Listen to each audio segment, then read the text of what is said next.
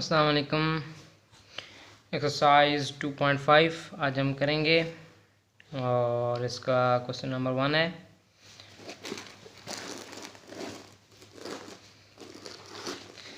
Exercise 2.5 और इसका question number 1 है। एवेलुएट आयोटा है जी, पार्ट नंबर 1 है। इसको आयोटा बोलते हैं। आयोटा ये इस तरह से लिखा जाता है, ये इस तरह से लिखा जाता है आयोटा। और आयोटा स्क्वायर की वैल्यू होती है जी -1। आयोटा स्क्वायर की वैल्यू -1 होती है जी। तो इसकी वैल्यू को मद्देनज़र रखते हुए हमने इसको सॉल्व करना है, इसके पार्ट नंबर 1 को, बल्कि इसके बाकी पार्ट्स को भी इसी तरह। तो मैं शुरू कर देता हूँ। ये है जी आयोटा की पावर 7 और इसको हम इस तरह लिख सकते हैं जी, आयोटा की पावर 6 मल्टीप्लाई बाय आयोटा। ये दोनों आपस में मल्टीप्लाई हो रहे हैं और 7 हो जाएगी इनकी पावर। अच्छा, अब जी आयोटा की पावर 2 और इसकी पावर को अलग कर दिया हमने, अलग कर दी है। और अगर इन दोनों को मल्टीप्लाई कर दिया जाए तो ये 6 ही आ जाएगा। तो हमें इसको ब्रेक करके इस तरह लिख लिया हमने और साथ इसके आ जाएगा जी आयोटा। और आयोटा स्क्वायर की वैल्यू होती है जी -1 और -1 की पावर 3 और साथ में आयोटा आ जाएगा। अच्छा, अब यहाँ पे आप देखें -1 multiply by -1 is equal to plus का माना आ जाएगा। अब -1 multiply by -1 multiply by -1 is equal to -1 आ जाएगा। जब तक देखें, अब ये इसकी पावर है ना, ये ऑड है। जब इसकी पावर ऑड आएगी तो हमारे पास आयोटा की वैल्यू -1 आ जाएगी। और जब इसकी पावर हमारे पास इवन आ जाएगी, मसलन 2 होगी, 4, 6, 8 इस तरह, तो आयोटा का जो आंसर है, आयोटा की वैल्यू वो हमारे पास +1 आ जाएगी। तो ये हमारे पास ऑड है इसकी पावर, तो ये -1 आ जाएगा जी। -1 मल्टीप्लाई बाय आयोटा और इसका आंसर आ जाएगा जी आयोटा। ये पार्ट नंबर 1 का हमारे पास आंसर आ गया है जी। ये रफ वर्क है। अब इसका पार्ट नंबर 2 हम कर लेते हैं। पार्ट नंबर 2 है जी इसका, और पार्ट नंबर 2 है जी आयोटा की पावर 50 है जी। बिल्कुल उसी तरह हमने करना है जी। इसको हम देखें इस तरह लिख सकते हैं जी, आयोटा की पावर 2 और इसकी पावर जो है 25 हम लिख सकते हैं। देखें ये आपस में मल्टीप्लाई होगा तो ये 50 आ जाएगा जी। तो आयोटा स्क्वायर की पावर होती है जी आयोटा स्क्वायर की वैल्यू होती है -1 और इसकी पावर है 25। इसकी पावर आप देखें ऑड है जी, तो इसका जो आंसर आ जाएगा वो हमारे पास आ जाएगा जी -1। इस पार्ट का हमारे पास आंसर आ जाएगा जी। अच्छा, अब पार्ट नंबर 3 भी इसी तरह है। इसका मैं पार्ट नंबर 4 कर देता हूँ जी, पार्ट नंबर 4 जी। और पार्ट नंबर 4 है जी हमारे पास -आयोटा की पावर 8 जी। अब जी हमारे पास आ गया जी -आयोटा। आसानी के लिए हम माइनस को इसके साथ अलग कर लेते हैं। यहाँ से आ गया जी आयोटा की पावर 8 और यहाँ से हमारे पास आ जाएगा जी -आयोटा स्क्वायर और यहाँ से 4 आ जाएगी जी। इन दोनों को मल्टीप्लाई करेंगे तो हमारे पास 8 आ जाएगा जी। अच्छा, अब जी आयोटा स्क्वायर की वैल्यू होती है जी -1 और इसकी पावर हमारे पास आ गई जी 4। अच्छा, अब ये जो इसकी पावर है ये हमारे पास इवन है, इवन। तो ये जो आएगा जी, ये हमारे पास जो आएगा ये +1 आएगा।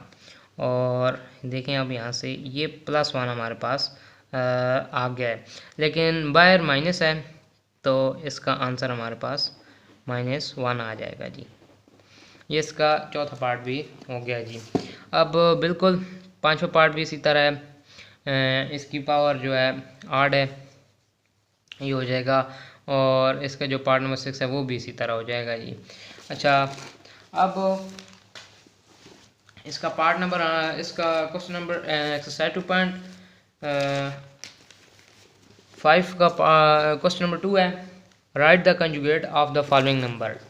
देखें जी, हमने कंजुगेट निकालना है इनका।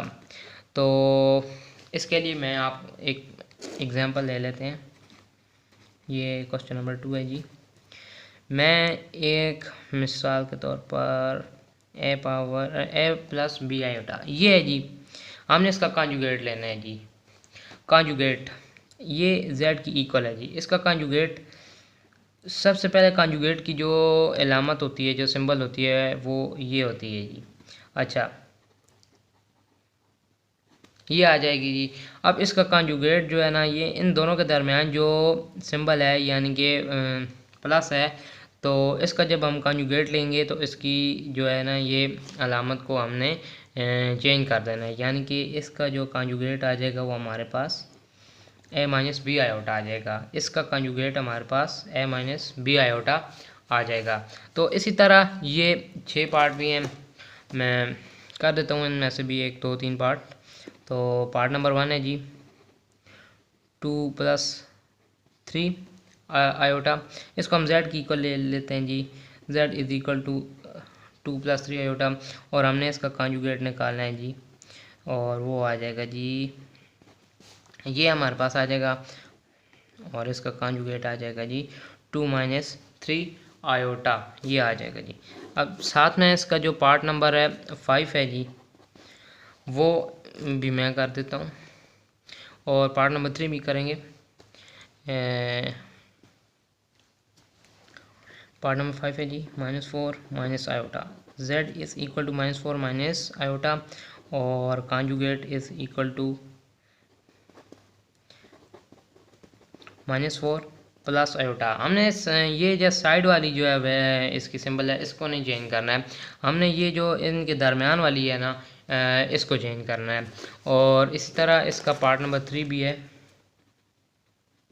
पार्ट नंबर 3 है जी - आयोटा। तो z = 0 - आयोटा हम लिख लेते हैं, क्योंकि 0 लिखें या ना लिखें कोई फ़र्क नहीं पड़ता इससे। तो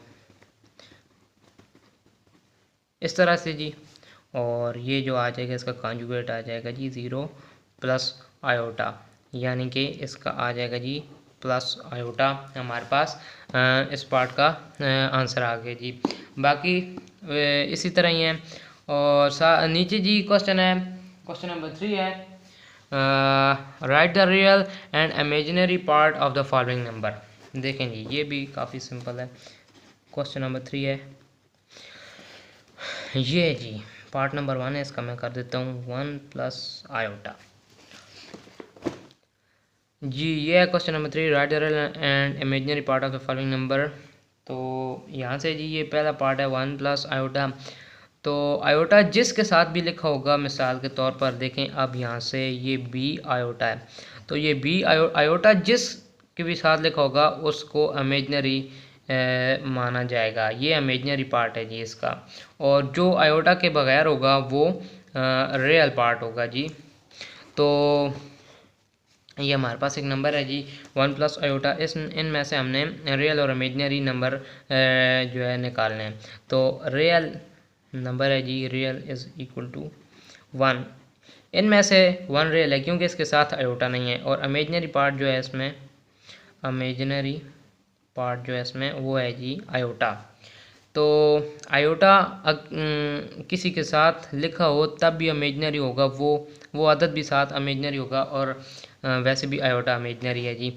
अब इसका जो है ना पार्ट नंबर 5 है वो जी, पार्ट नंबर 5 है जी -3 आयोटा। इनमें से रियल नंबर होगा जी, रियल नंबर जो है 0 आ जाएगा, और इमेजिनरी जो है वो आ जाएगा जी -3 आयोटा। अच्छा, अब यहाँ से पार्ट नंबर 6 देख लें जी, 2 प्लस 0 आयोटा। यहाँ से रियल नंबर जो है वो 2 है और इमेजिनरी जो है वो है जी 0 आयोटा।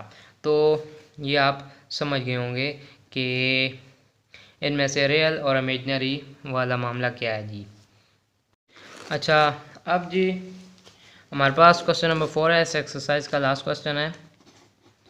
क्वेश्चन नंबर 4 है जी, find the value of x and y if x plus iota y is equal plus 1 is equal to 4 minus 3 iota.